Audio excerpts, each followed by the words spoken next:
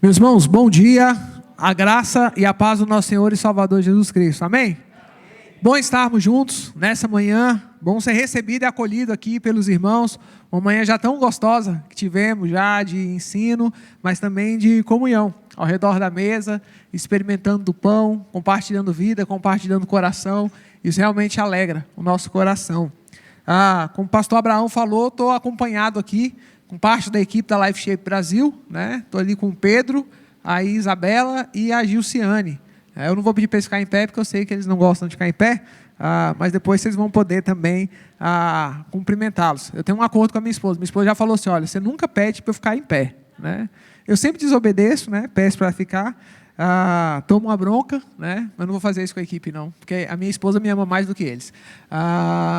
Mas estamos felizes de estar aqui, a gente estava essa semana num treinamento, obrigado irmã, a gente estava essa semana num treinamento com parte da liderança batista lá em Atlanta, passamos uma semana juntos ali, lá na sede do Chick-fil-A, e parte retornando, a gente está aqui hoje e ficamos aqui com os irmãos até amanhã, mas coração feliz, alegre, estar aqui em conhecer parte dessa igreja e se aproximar do pastor Abraão também, né? E eu já fui abençoado pelo pai do pastor Abraão.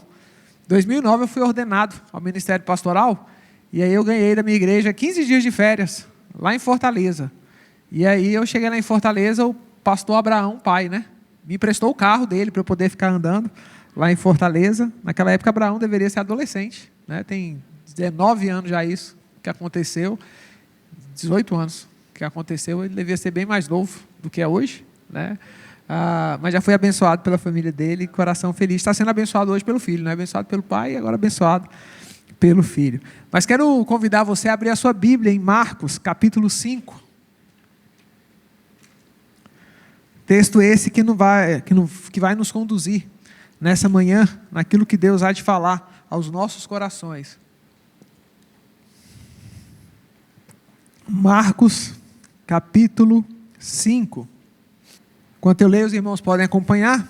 Eu vou ler na tradução da Nova Versão Internacional. Atravessaram o lago e foram para a região dos Gesarenos. Assim que Jesus desembarcou, um homem com espírito imundo veio dos sepulcros ao seu encontro.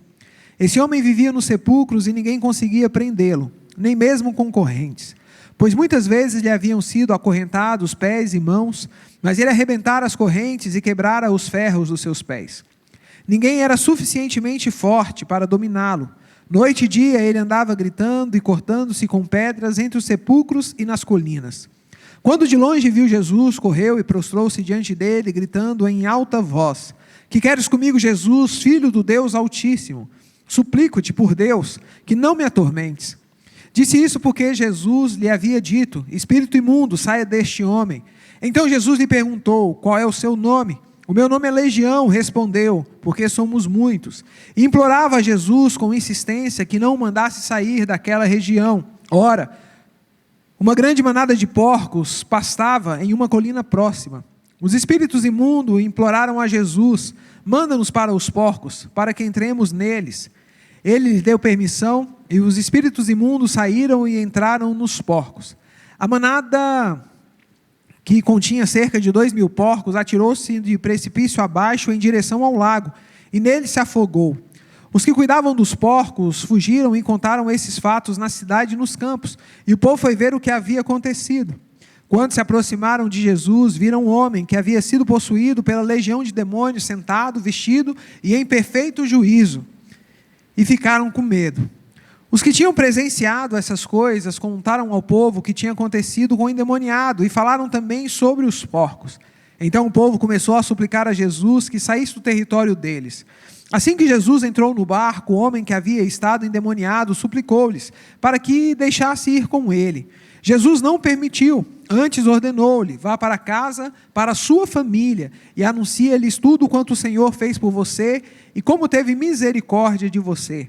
Então aquele homem foi e começou a anunciar em Decápole quanto Jesus tinha feito por ele, e todos ficaram admirados. Que Deus ele aplique em nosso coração a palavra dele lida nessa manhã. No mês de maio, geralmente nós paramos para pensar e refletir sobre família. Geralmente as igrejas é aquele mês onde a gente para e a gente fala assim, poxa, vamos pensar, vamos refletir, vamos meditar, vamos pregar mensagens, vamos fazer as nossas campanhas, momento de oração em favor da família. Esse texto aqui é um texto muito conhecido de todos nós, mas que geralmente a gente tenta ausentar a nossa vida de textos como esse. Porque a grande maioria de nós, quando nós olhamos uma situação calamitosa como essa, trágica como essa, a gente não se enquadra ou a gente não vê muito a nossa família em uma situação assim, ou a nossa própria vida em uma situação assim. Mas esse texto aqui, ele revela ou ele traz algumas verdades sobre a nossa vida e sobre a vida da nossa família. Porque a grande verdade é que todos nós enfrentamos os nossos problemas. Todos nós enfrentamos as nossas dificuldades. Todos nós enfrentamos os nossos dias difíceis. Todos nós, na verdade, muitas vezes estamos presos em alguns pensamentos, em algumas afirmações, ou coisas que nós deixamos entrar no nosso coração e a tomamos como verdade.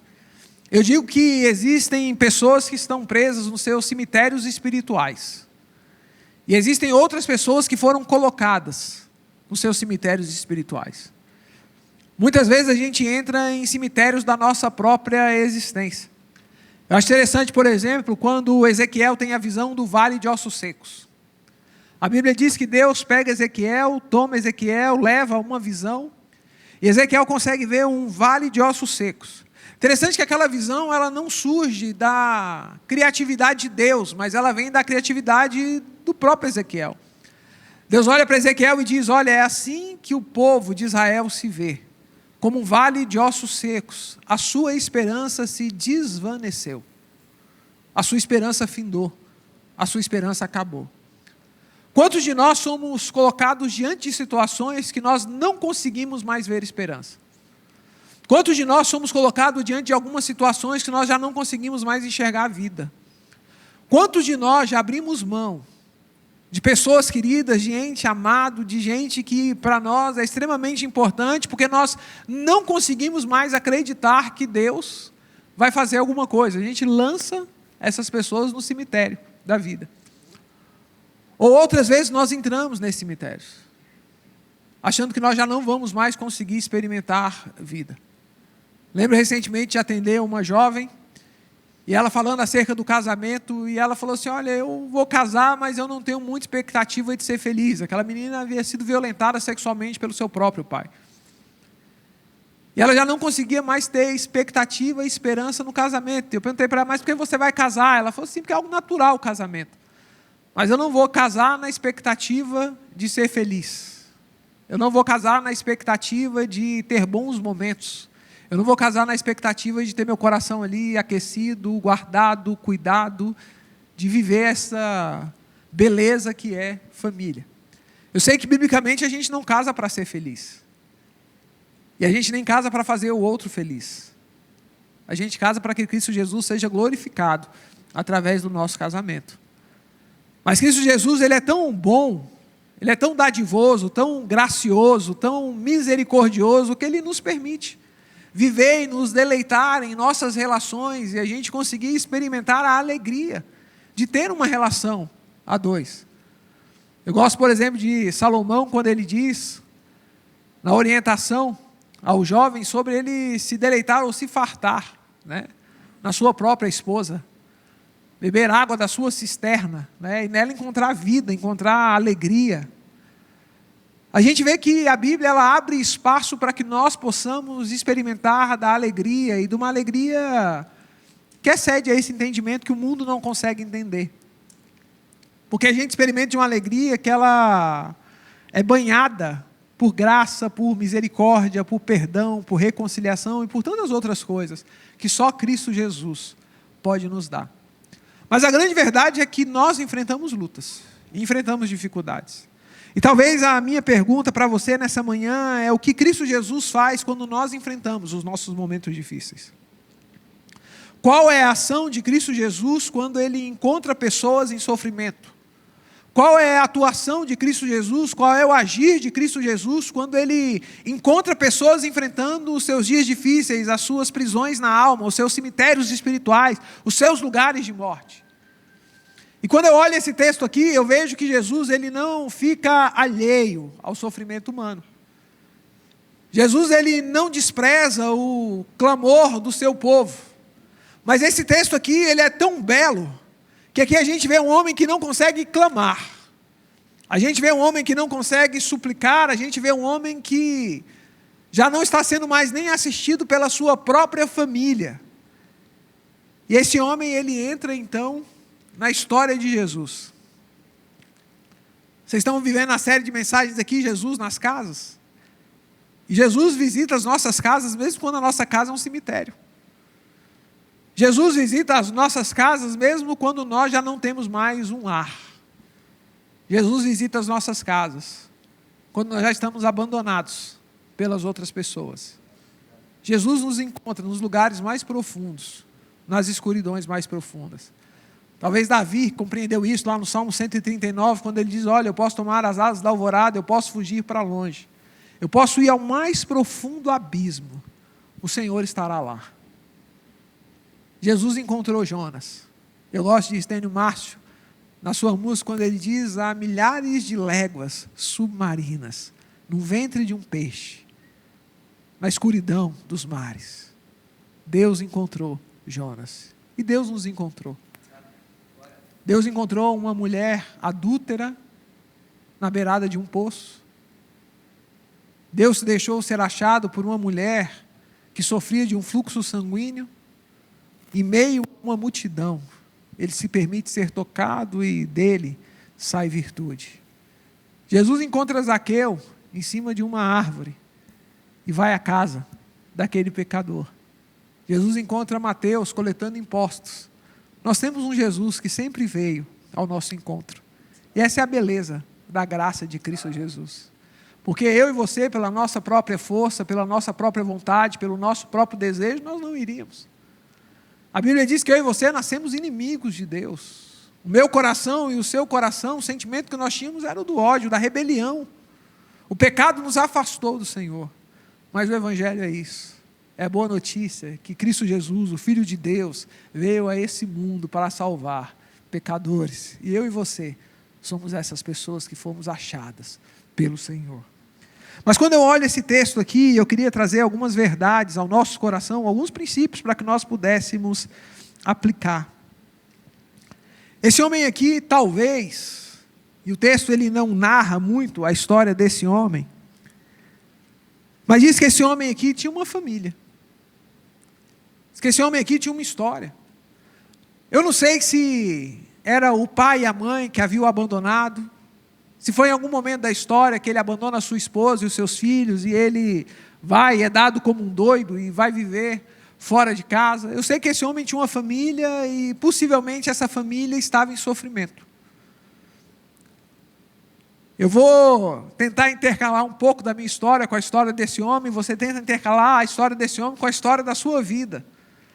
Porque eu vejo que nas nossas histórias parece que a história é sempre a mesma, muda o personagem. Nos nossos sofrimentos, e eu costumo dizer que eu não posso olhar para a dor do outro achando que a dor do outro é menor do que a minha. Porque a Bíblia diz que Deus ele sabe o fardo que dá para cada um, Deus sabe as lutas que cada um consegue carregar, e Deus sabe os privilégios que a gente pode ter e na nossa caminhada, e tudo é graça, tudo é misericórdia, e tem coisas que a gente não vai entender, a gente simplesmente vai viver. Mas lá no Brasil, e vocês devem estar acompanhando agora, tem as festas do Vocário, né? E está todo mundo falando hoje sobre isso. Mas isso não é novo, não. Isso já vem de muito tempo.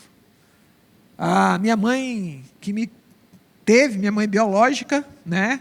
Ela participava dessas festas aí também. E ela era uma mulher que se deitou com um homem que já era casado. E ela engravidou. E eu tinha uma tia que era quem programava essas festas, lá em 1980, na década de 80. E a minha tia, então, levava mulheres para que pudesse ter relacionamentos ali com políticos, empresários e tantas outras situações ali, a fim de fechar contratos e coisas que nós estamos vendo agora aí, à luz do dia para nós, né? E minha tia tinha um desafio, porque disse que às vezes os problemas surgiam, né? As mulheres engravidavam, e a minha tia precisava solucionar o problema. Então ela levava algumas mulheres daquela para abortar, Outras mulheres que não queriam abortar, elas arrumavam um jeito daquelas crianças serem adotadas. E eu sou fruto de uma dessas festas. Minha mãe engravidou, não quis assumir, não podia assumir, não sei, e de um homem também, um político lá da época, e a minha tia então teve que dar um jeito de resolver o problema. Esses dias alguém me perguntou, falando o seguinte: se você encontrasse a sua mãe, o que você falaria para ela? Eu falei assim: eu acho que eu agradeceria pelo fato dela não ter abortado, por ter me dado o direito de ter vivido, né, de ter me dado a oportunidade de poder viver. Eu tenho 2 irmãs também que passaram pela mesma história, minhas irmãs também são filhas adotivas, tenho um primo também que é filho adotivo, uma prima que é filha adotiva. Nossa família, temos alguns que a gente diz que todo mundo na nossa família, os adotados da nossa família, é filho de alguém que não os quis assumir, né? Faz um parênteses aqui, fecha essa história, vamos aqui.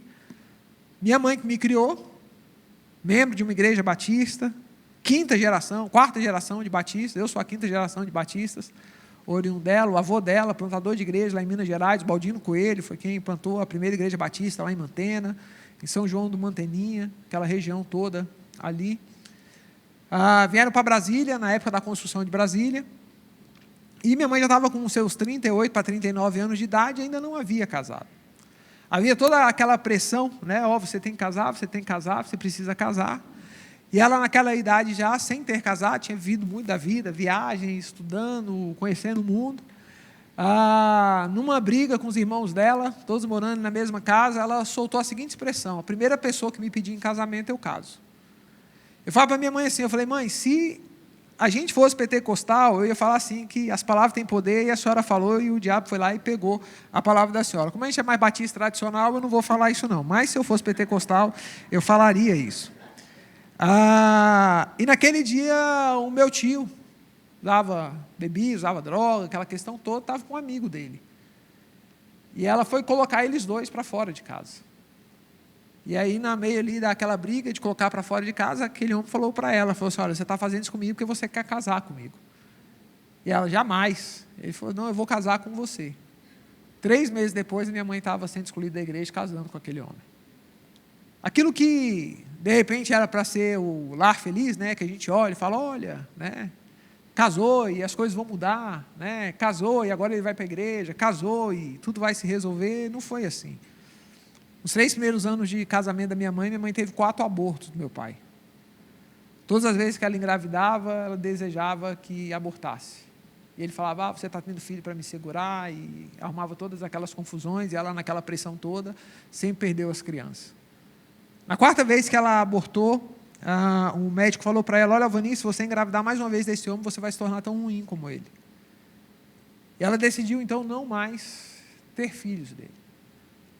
A minha tia, sabendo do desejo dela de ser mãe, né, falou assim: olha, Vani, tem uma mulher que está grávida, vai nascer o bebê, se você quiser para você. E foi assim então que eu cheguei aos braços da minha mãe. E eu falo assim que é graça de Deus, porque apesar do sofrimento, apesar da luta, foi nesse período que ela retorna para a igreja, né? Eu nasci dia 10 de dezembro, eu fui apresentado dia 25 de dezembro, no culto de Natal, né? E já fui Jesus na cantata de Natal da nossa igreja, lá na manjedoura. Eu já cheguei na igreja trabalhando. Não vou dizer que era voluntário, porque com 15 dias não tinha como se voluntariar, né? Eu fui levado.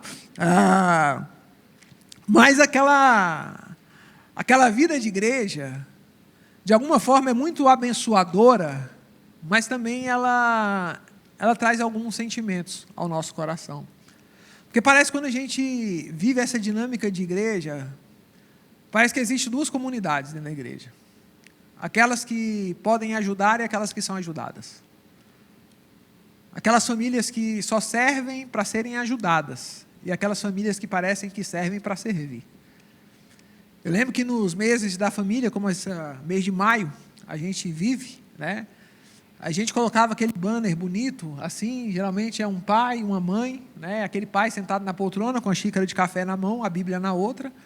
Aquela irmã, né, toda arrumada, aquele vestido florido, né, o cabelo arrumado, ela sentada assim na beirada, aqueles meninos todos arrumados, o cabelo deles assim, parece que eles nunca correram, nunca fizeram uma bagunça, né, nada.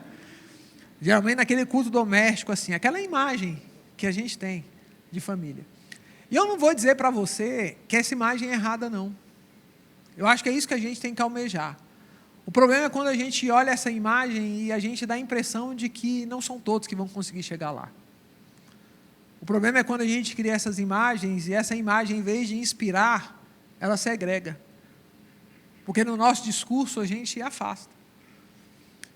E aí eu lembro que naquele mês da família, a gente chamava as famílias da igreja para poder participar dos cultos.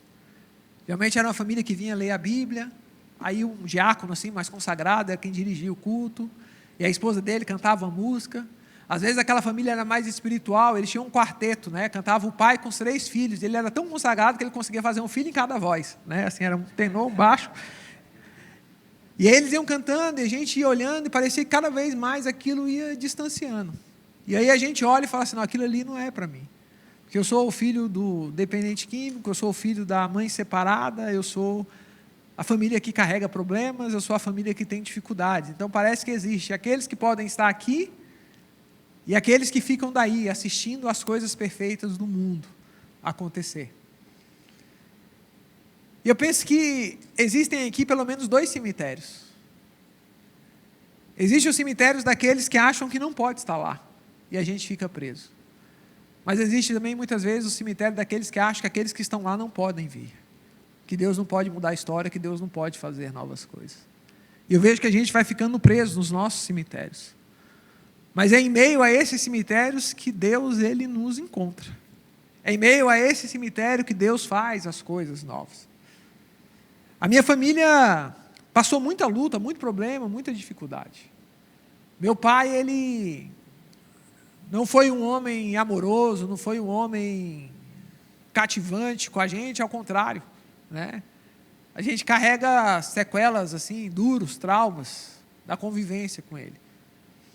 Eu lembro por várias vezes a gente ligando para a igreja, o pastor chegando com a Kombi para poder resolver os problemas do meu pai e da minha mãe. A gente acordando dentro da Kombi da igreja, eu e minhas irmãs, com a esposa do pastor tomando conta da gente, quando o pastor estava lá dentro, resolvendo os problemas e as crises.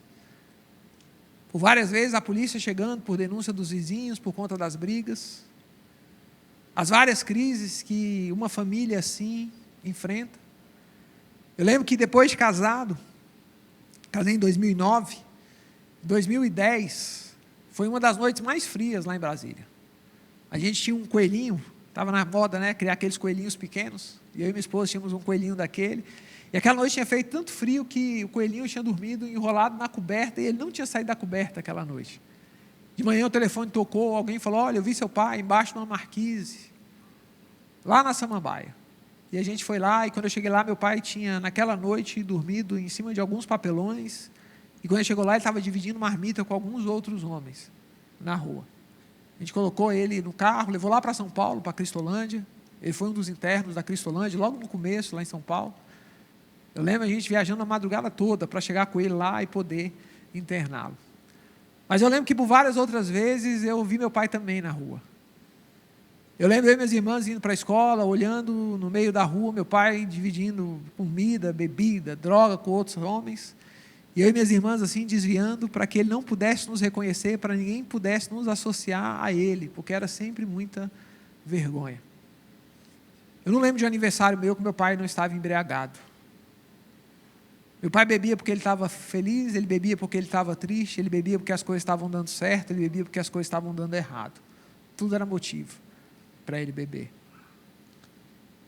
Eu sei que meio a essas crises, o coração da gente vai perdendo a esperança.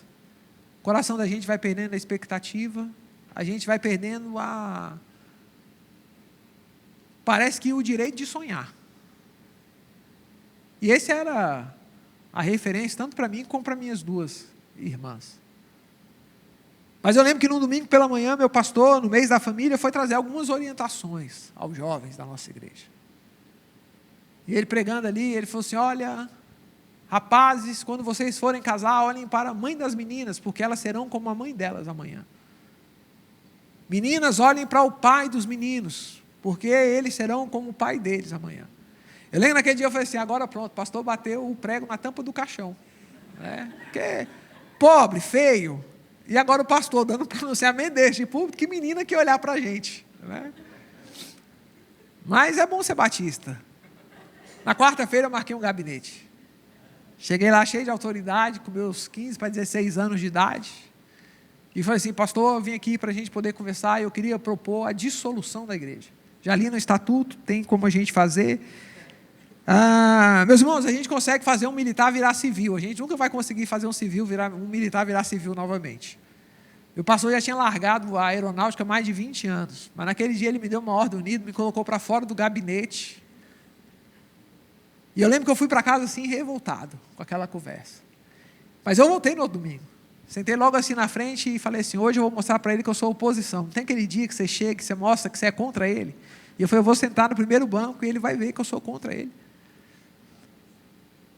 Meu pastor começou aquele domingo pedindo perdão.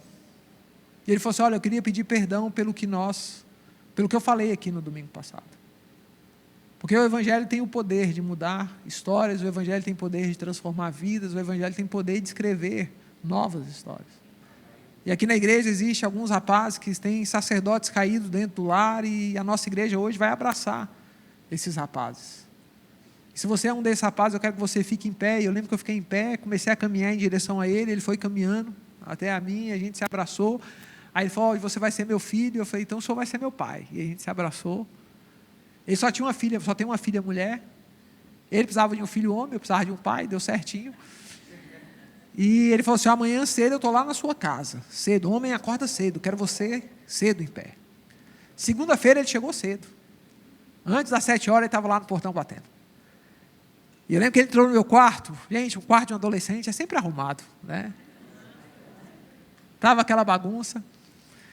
E aí ele pegou todas as roupas assim do guarda-roupa, tirou, jogou em cima da cama. E ele falou assim: olha, eu vou passar aqui no final do dia, eu quero todas essas roupas limpas, passadas, das mais claras para as mais escuras. Eu quero os seus sapatos todos limpos, arrumados, brilhando, essa cama arrumada. E puxou assim, e foi embora. Eu comecei a chorar. Aí minha mãe foi no quarto e falou assim: ele te bateu? Eu falei: não, mãe, ele me amou. Era a primeira vez que alguém tinha prestado atenção em mim. Era a primeira vez que alguém tinha olhado e parecido que tinha cobrado alguma coisa. E eu passei o dia arrumando aquele quarto, e à noite ele chegou lá. Olhou assim, tudo arrumado, falou: senhor, parabéns, prepare-se que amanhã de manhã nós vamos sair. E eu estava pronto no outro dia de manhã, e ele falou assim: olha, todo homem precisa ter um terno. E aí eu fui para o shopping com ele comprou para mim um terno, comprou gravatas. E eu lembro eu e ele em frente ao espelho lá no shopping, do banheiro, ele me ensinando a dar nó na gravata, ensinando a me vestir melhor. Eu lembro que dali eu comecei a trabalhar com ele, e por alguns anos nós estivemos caminhando juntos. Fui estudar, ele estava comigo junto na faculdade. Quando eu fui ordenado, foi ele que fez a minha oração de ordenação. Quando eu fui casar, foi ele que me casou. Quando meu filho nasceu, foi ele que apresentou. Alguém que realmente passou a fazer parte da minha vida e começou a escrever uma nova história. Jesus, ele tem as formas diferentes de vir aos nossos cemitérios. No mundo de pessoas, Deus vai usar pessoas. No mundo de famílias destruídas, de pessoas sem esperança, Deus quer usar a minha vida, a sua vida, para a gente ser esse lampejo de esperança, esse derramar do bálsamo dele, essa manifestação da graça em corações que estão sofrendo, em famílias que precisam. Aquele homem ali, ele estava acorrentado, ele se rasgava, ele se feria, né? Eu fico pensando no coração do homem desse, eu fico pensando na estrutura emocional.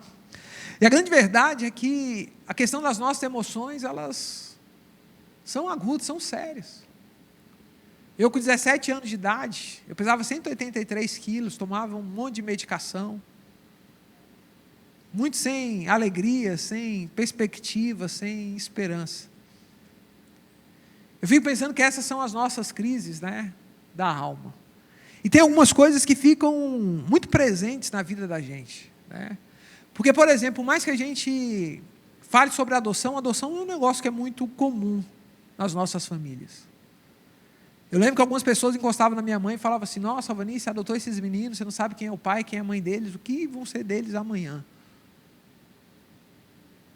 E eu sempre ficava pensando comigo assim: será que a gente acredita em maldição hereditária? Porque se eu vou carregar os problemas dos meus pais, eu preciso mudar a minha teologia.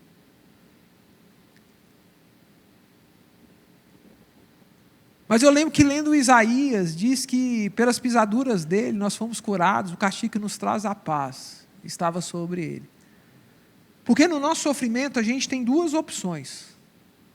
A gente pode se vitimizar com o sofrimento, ou a gente pode não deixar o sofrimento nos abalar e a gente pode colocar a nossa vida nas mãos de Deus e deixar Deus nos usar.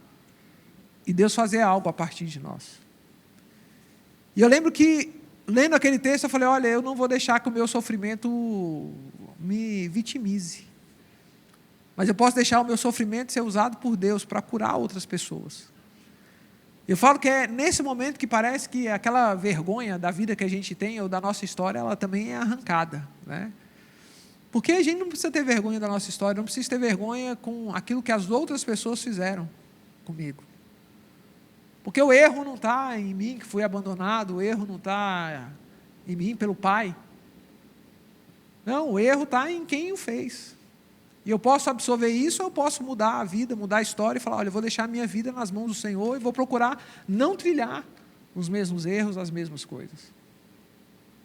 E lendo isso eu falei, não, eu vou fazer a diferença. Mas uma outra coisa que me chamou a atenção é porque a gente olha e pensa assim, poxa, será que a minha família pode servir? Será que a minha família pode fazer? Será que eu posso fazer alguma coisa? Mas aí eu lembrei também da família de Jesus. Porque a família de Jesus também enfrentou os seus problemas, as suas lutas, as suas dificuldades. Imagina lá na primeira igreja batista de Nazaré, aquela vila pequena. Maria, na sua adolescência, grávida, sem casar. Eu já fico imaginando o corpo diaconal reunido. Maria, José, vem aqui explicar o que foi que aconteceu, né? E Maria e José tentando explicar que estavam grávidos ali agora, que foi pela intervenção do Senhor. Aquele negócio era tão sério que até José havia fugido, precisou um anjo chegar lá e dizer, olha José, volta e assume que o filho realmente é do Senhor. Acolhe Maria, porque naquela altura do campeonato, José, quando ficou sabendo da gravidez de Maria, já tinha ido embora. Fico pensando nos abalos também do coração de Maria, aquela estrutura familiar, aquela crise toda, aquela jovem chegando. Os irmãos de Jesus nasce. Tem um momento que Jesus precisa repreender os seus irmãos, né? Parece que eles queriam fazer do ministério de Jesus assim um mega star, um show, colocar uma placa, né? Vem o Jesus, e Jesus ali repreendendo a atitude e o coração dos irmãos. Aí eu pensei, poxa, a família de Jesus também tinha problemas. A família de Jesus também enfrentou dificuldades. Mas mais do que isso, quando você vai olhar a genealogia de Jesus, a Bíblia diz que a salvação do mundo vem pela raiz de Davi. E Jesus entra na raiz de Davi por José, não é por Maria. Aí eu falei, poxa, a salvação do mundo também vem por um filho adotivo. Aí eu pensei, a família dele tinha problema, a minha tem. Ele era adotado, eu também sou. Então eu estou mais parecido com Jesus do que outras coisas, né? Acho que a única coisa que tinha diferença é que disse que ele tinha cabelos grandes, né? Eu não tenho. E eu decidi não deixar mais essa história me conduzir, mas deixar a ação de Cristo Jesus conduzir a minha vida. Agora, sabe qual é o grande problema? É porque essas crises ainda ficam dentro do coração da gente. Existem coisas que a gente vai tentando e a gente luta, e são lutas diárias, são lutas constantes. Eu casei em 2009, e eu falo essa história porque comecei a namorar com Mariana é linda, minha mulher de Deus, assim. Eu até hoje não sei o porquê que ela aceitou casar comigo, né? Tem um primo dela que perguntou o que eu descobri dela para ameaçá-la. Eu falo que é porque eu orei muito, ela não orou nada, né? Ela é fruto de oração. Mas eu lembro que no dia do nosso casamento, meu sogro foi me levar na igreja, né? O pai da noiva levando o noivo na igreja, né? Mudou o script, né? E ele falou, vou te deixar na igreja, depois eu vou lá e busco a Naninha. E a gente foi, ele me levou lá no salão de festa para a gente poder ver, e a gente desceu para a igreja. E aí no meio do caminho ele falou assim, eu queria falar com você. E aí a gente começou a conversar, e ele falou assim, olha, hoje vai ser uma noite muito especial para vocês, vai ser uma noite muito importante. Eu vi lá a Naninha, chamada de Naninha, ela Mariana, o nome dela, falou, eu vi lá a Naninha com a mãe dela essa semana, comprou uma roupa para ela poder usar hoje à noite com vocês, vocês vão para um hotel. E aí começou a contar toda aquela história, né? E falou, olha, você vai com carinho, você seja assim, você... E aí foi dando todas aquelas orientações. Eu lembro naquele dia passou no meu coração um pensamento assim, eu falei, gente, será que ele está conversando comigo? O homem mais velho orientando um mais jovem, o homem mais experiente como a Bíblia diz, orientando os mais jovens, ou é um pai preocupado sobre o homem que vai ter a sua filha essa noite? Porque essas coisas ficam no coração da gente. Esses pensamentos continuam lá. Estava conversando esse dia com a minha esposa, é um desafio diário, por exemplo, aprender a ser pai. Porque a gente aprende a ser pai com o nosso pai. O pai nunca soltou uma pipa, a gente nunca jogou uma bola, ele nunca me colocou no colo, a gente nunca brincou. Eu nunca ouvi um eu te amo, eu nunca tive ele presente no meu aniversário, nunca tive ele presente naquelas programações da escola. Eu não sei o que é essa presença. Hoje, com 3 filhos homens, eu preciso diariamente ficar exercitando a minha vida, olhando a vida de outros homens, algumas pessoas que possam me inspirar no desafio do ministério de ser pai. É aquela questão, eu não sei como é, mas eu não posso permitir que meus filhos tenham a mesma experiência que eu tive. Porque o que eu tenho visto hoje em dia também são muitos filhos que são órfãos de pais vivos. Filhos que são órfãos com os pais dentro da sua própria casa. Que já não fazem parte da sua existência, que já não estão mais fazendo parte da sua vida, que não fazem parte da sua história, que não contribuem em nada. Eu falo que se eu quiser, assim, acabar com o meu casamento, eu tenho PhD, é só eu ser o que meu pai foi. Eu não preciso me esforçar muito. Eu fico olhando a luta diária no meu coração em ser um bom esposo, porque aquilo que eu mais reprovava, que é o meu pai, eu vejo que há lampejos dele dentro do meu coração, muitas vezes. Eu lembro que eu cheguei a uma parte da minha vida que eu precisei, e conversando com o mentor, tratar meu coração, porque muitas das coisas que eu fazia para minha esposa, para os meus filhos, até mesmo para o povo de Deus, não era na alegria do esposo fazendo para a esposa, de um pai fazendo para os filhos, de um pastor fazendo para a sua igreja, não, era para simplesmente provar que eu não era o meu pai, que eu era melhor do que ele. Você levar uma lembrança para a sua esposa, você dizer um eu te amo, para que as pessoas pudessem ver e falar assim, olha, ele não é igual ao pai dele. Não era o sentimento do que estava gerando no coração dela ou gerando no meu coração, mas é aquilo que eu fazia transparecer para as pessoas. E a gente vai nos aprisionando nesses nossos cemitérios. Mas o bom é que Jesus vem. E Jesus vem e Ele dá valor à nossa vida. Jesus vem e Ele dá valor a quem nós somos. Porque eu e você, e eu não quero te levar para a ideia da teologia coach, né? Esse negócio, você, não. Você e eu, nós não somos o centro de Deus. Cristo é o centro de todas as coisas. O mundo foi feito por Ele, para a glória dEle. Mas a beleza é que Ele decidiu se revelar através de nós. Deus, Ele decidiu se revelar através da criação. E Deus, Ele deu a vida dEle por mim e por você. Então existe um valor, eu e você temos uma identidade, nós somos filhos de Deus. E o mundo não consegue vencer isso, e o mundo não vai conseguir destruir essa verdade, o mundo não vai conseguir tirar essa verdade das nossas vidas e da nossa existência, porque eu e você, nós somos filhos amados do Senhor. E a gente pode tomar por direito, por posse, por herança, tudo aquilo que Ele tem dado a nós. E o que a Bíblia promete para nós é uma vida plena, e uma vida abundante, uma vida próspera. Quando nós colocamos as nossas vidas diante do Senhor, quando nós construímos a nossa casa e a nossa vida alicerçada na rocha que é Cristo Jesus. E esse é o grande desafio que eu e você precisamos ter. De entender que o meu coração, o seu coração, a minha vida, a nossa família pertence ao Senhor.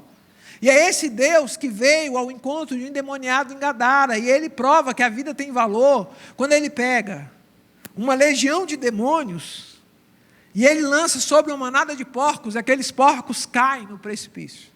Eu não sei se você sabe, mas a região de Gadara, a economia dela era movimentada pela suinocultura. E aquela população, em vez de olhar e glorificar o nome do Senhor, eles estão mais preocupados com a economia do que com a pessoa. Eles estão mais preocupados com a perda econômica, de talvez eles pensando assim, olha, se todo endemoniado ele lançar 2.000 porcos no precipício, Senhor, vai embora. Vai embora daqui. Eu sei que existem alguns momentos na história, né, que Jesus ele vinha andando, aí vem um cego, Bartimeu, Jesus, filho de Davi, tem misericórdia de mim, aí Jesus vai lá e cura o cego. A mulher hemorrágica lá, que ele estava passando, como nós falamos até aqui, ela, olha, se eu simplesmente tocar nas vestes, serei curado, vai lá e toca, e é curado.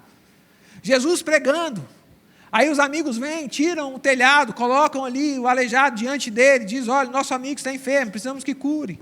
É um Jairo que vem: olha, eu tenho um servo que está, uma filha, né, que está enferma.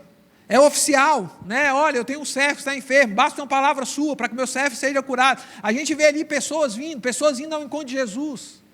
Mas isso aqui não é um acidente no percurso de Jesus, isso aqui não é Jesus passando por algum lugar, não. Jesus, ele entra no barco, ele vai até Gadara, uma região impura, uma região que não era benquista, uma região que não era para um judeu, uma região desprezada.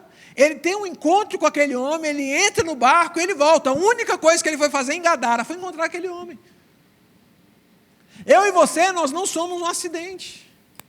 Por mais triste que seja a nossa história, por mais dificultosa que seja a nossa família, por maior que seja o nosso pecado, a nossa concepção familiar, a nossa compreensão do que é ser família, as nossas crises, tem um momento que Deus, ele entra no barco e ele vem ao nosso encontro. Existe momento que nós podemos clamar, existe momentos que nós não conseguimos clamar. Existe momento que pessoas irão nos auxiliar, existe momento que não terão pessoas clamando por nós. Ao contrário, seremos desprezados, mas mesmo assim Jesus vem ao nosso encontro. Porque a Bíblia diz que nada e nem ninguém vai frustrar os planos do Senhor para as nossas vidas. E ele foi ao encontro do endemoniado. E ele veio ao encontro das nossas vidas. É interessante, Jesus parece que gosta de encontrar pessoas desprezadas. Para mim, uma passagem que é interessante, né? Não sei se você gosta de prestar atenção nos detalhes da Bíblia, como eu gosto, é quando Jesus encontra a adúltera, a mulher samaritana, na beira de um poço, ao meio-dia. Porque ele pega os discípulos e manda os discípulos irem comprar comida. Eu fico imaginando que lógica é essa, porque geralmente você tem um grupo ali, 12 discípulos, Jesus são 13.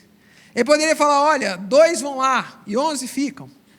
Se é muita comida para muita gente, olha, 3 vão e 10 ficam aqui comigo. Mas ele manda 12 e ele fica sozinho.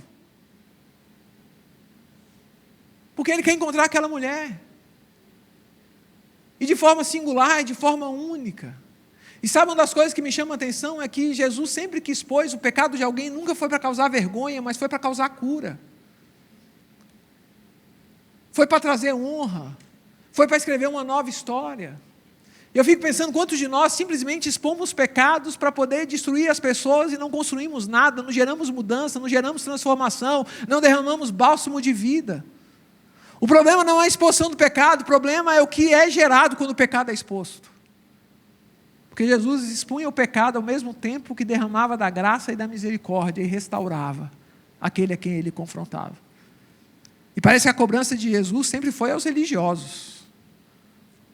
Esses aí tinham crises profundas com Jesus. Mas aquelas pessoas que quebravam o coração, que choravam aos pés de Jesus, que derramavam os vidros de perfume, que secava os pés de Jesus com cabelo, que lavava com as suas lágrimas, que lhe beijava os pés. Aqueles que os religiosos da época diziam: olha, se soubesse quem é essa pessoa, não estava deixando lhe tocar. Jesus repreendia e acolhia com graça esses pecadores.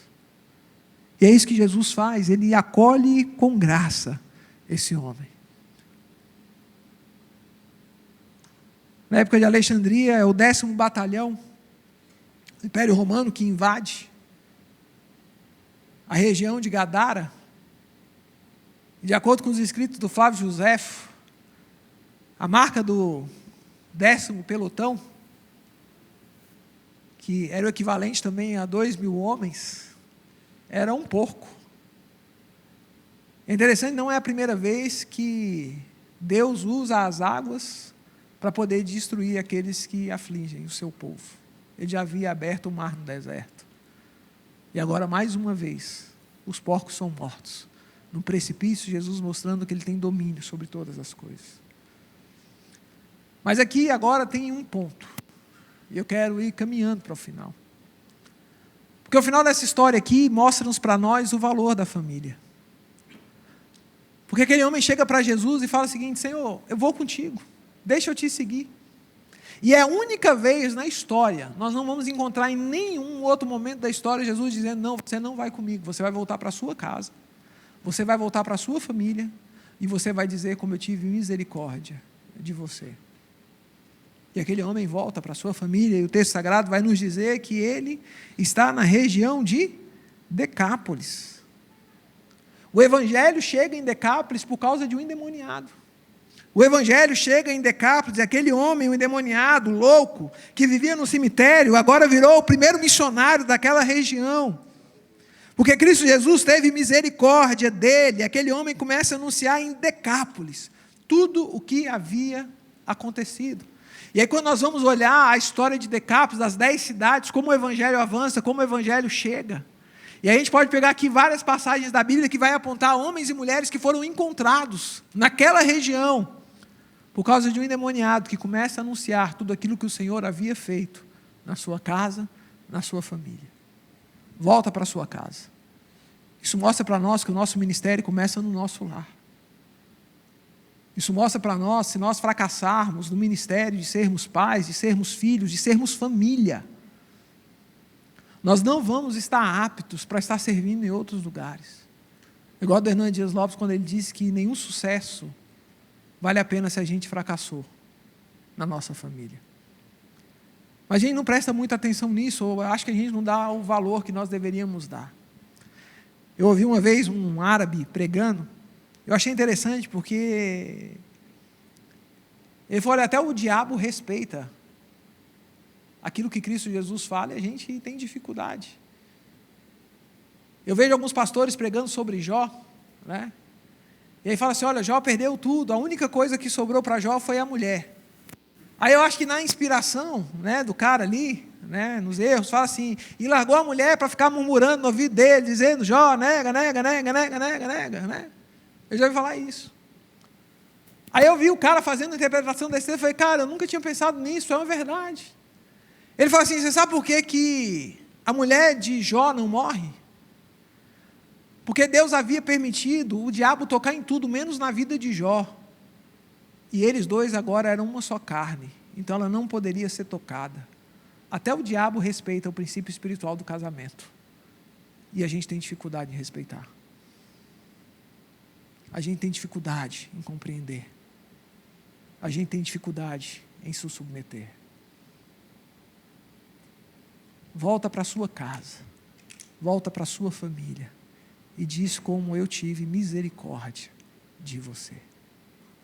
Eu queria chegar aqui hoje assim e falar assim: olha, um dia eu preguei na igreja, meu pai levantou a mão e veio à frente, entregou a vida e todos nós nos abraçamos e foi uma vida feliz, né? Mas não foi assim. E deixa eu dizer para você, geralmente as nossas vidas, elas não vão ser esses contos de história. E foram felizes para sempre. Essa é a nossa luta diária.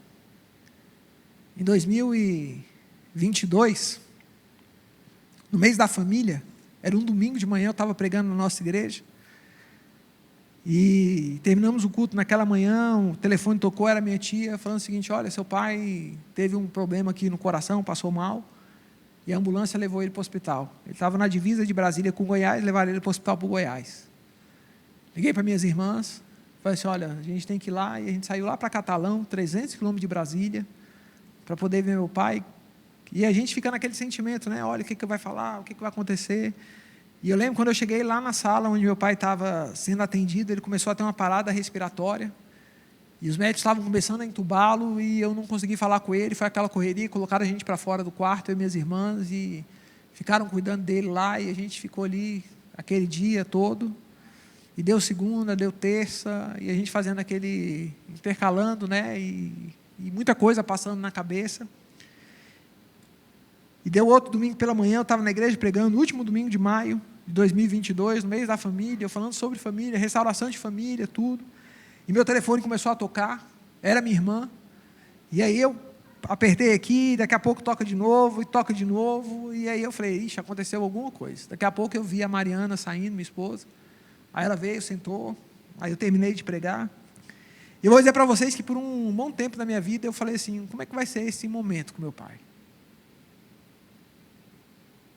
Porque eu vou dizer para você que em alguns momentos no meu coração passava aquele sentimento, olha, leva, que não dá.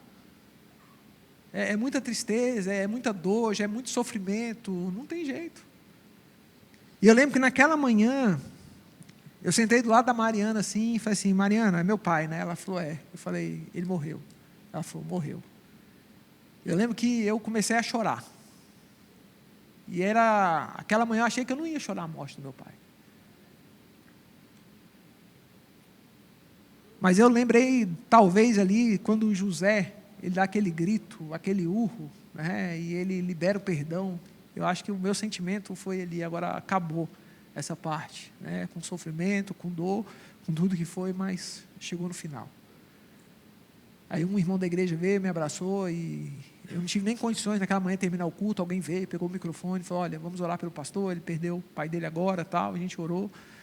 E eu peguei minhas irmãs, eu lembro que aquele caminho para ir lá para o hospital novamente, 300 quilômetros de novo, foi um dos momentos mais assim, distantes, longos, que a gente passou e a gente dentro do carro tentando lembrar os bons momentos, não tem? Tipo assim, o que eu posso ter de bom momento? Eu e minhas irmãs dentro do carro e conversando e tentando procurar na memória alguma coisa.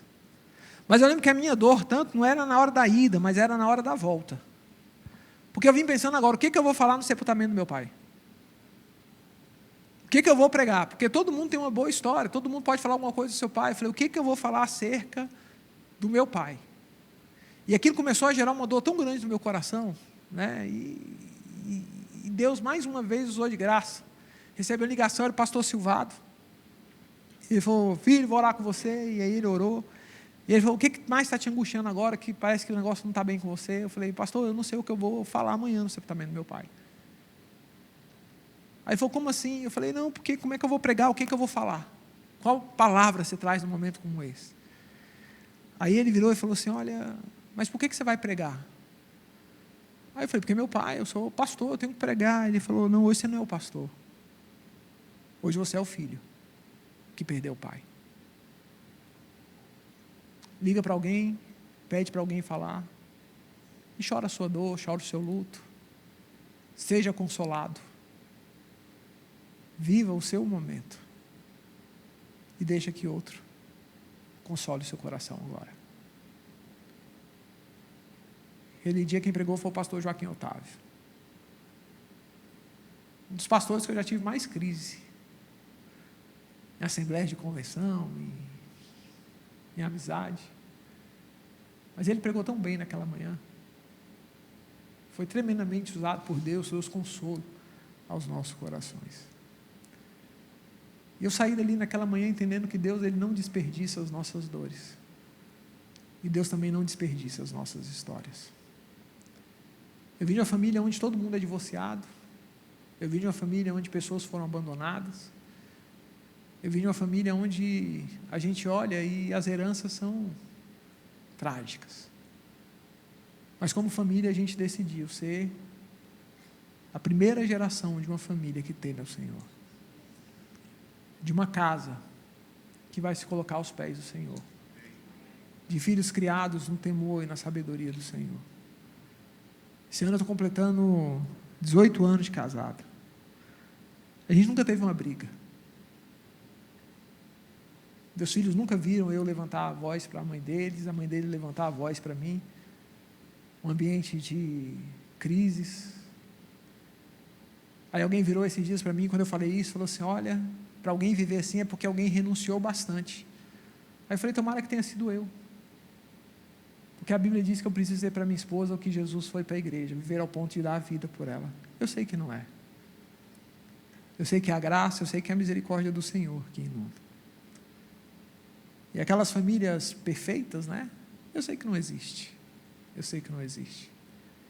E a minha família tem dado uma boa oportunidade de ver, e a minha vida, que Jesus vem aos nossos cemitérios. Ele restaura as nossas vidas.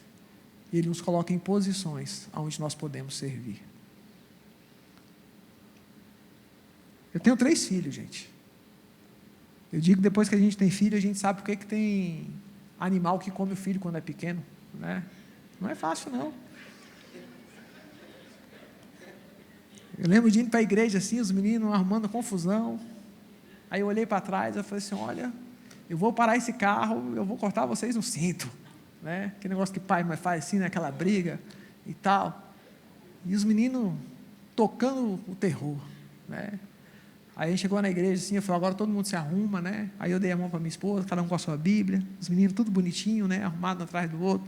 Aí a irmã passou e falou assim, ô pastor, eu oro para minha família ser igual a sua assim, né? Porque meus filhos dão tanto problema, né? Aí eu pensei, ela não sabe o que ela está pedindo.